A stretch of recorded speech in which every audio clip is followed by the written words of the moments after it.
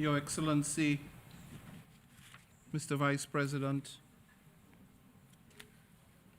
Ivan Šimonović, Vice President of ECOSOC, Your Excellency Zéphyrin Maniratanga, Permanent Representative of Burundi and Chair of the Bureau, Ms. Juliette Biao Koudenoukpo, Director of the UN Forum on Forests Secretariat, Excellencies, ladies and gentlemen.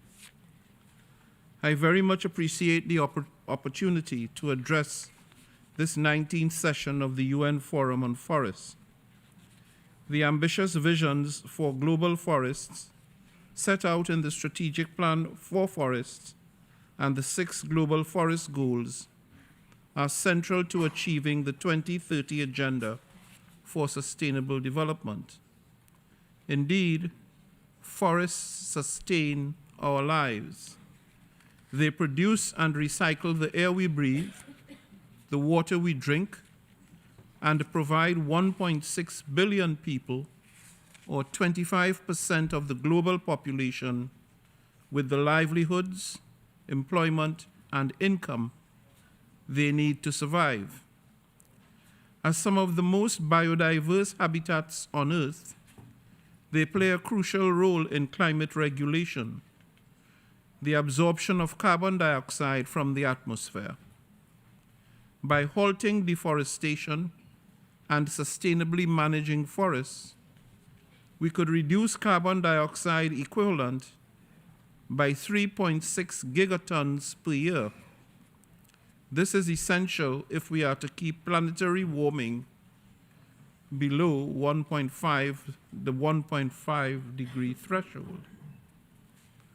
And if I may take pause at this juncture to draw your attention to the fact that I am wearing a pin advocating the 1.5 degree threshold, and I've worn this pin for the last year and a half, because it is that crucial for the continued existence, with some degree of stability, of a large group of states referred to as states, countries in special situations, the LDCs, the LLDCs, and small island developing states, and states with low-lying coastal areas. We have made some commendable advances in the right direction. Asia, Europe, and Oceania all registered net gains in forests area between 2010 and 2020. And most of the world regions are on track to significantly increase protected forest area and to enact both policies and legal frameworks for sustainable forest management. We must maintain that momentum.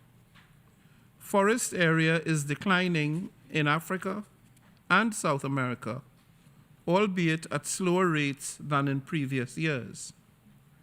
With progress lagging across the 2030 agenda and 2030 recorded as the hottest year on record, 2023 recorded as the hottest year on record, we must act urgently.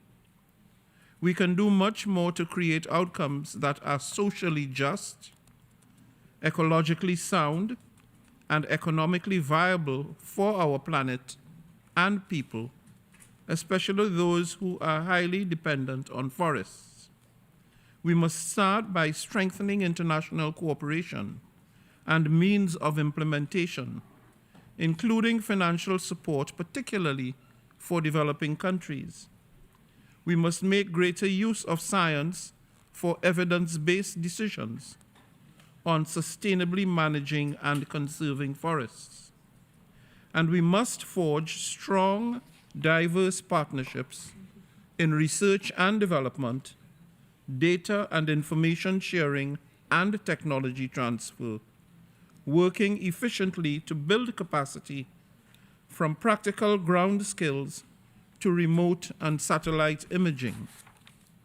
All of these efforts are vital to ensuring sustainability, one of the 4 watchwords of my presidency, which culminated in the first ever General Assembly Sustainability Week to encourage sustainable practices, including in the management of forests worldwide. Dear friends, realizing the global forest goals is a mission for us all, from local communities and governments to the private sector, civil society, and academia. Engagement of vulnerable groups, including women, youth, and indigenous peoples, who safeguard 80% of the world's biodiversity, is essential to our success. I commend countries that have announced voluntary national contributions and joint initiatives to achieve the forest goals. These valuable efforts, and those of this forum, will help inform strong outcomes from the Summit of the Future in September and COP29 later this year. I wish you a productive session and eagerly await outcomes of your deliberation. I thank you.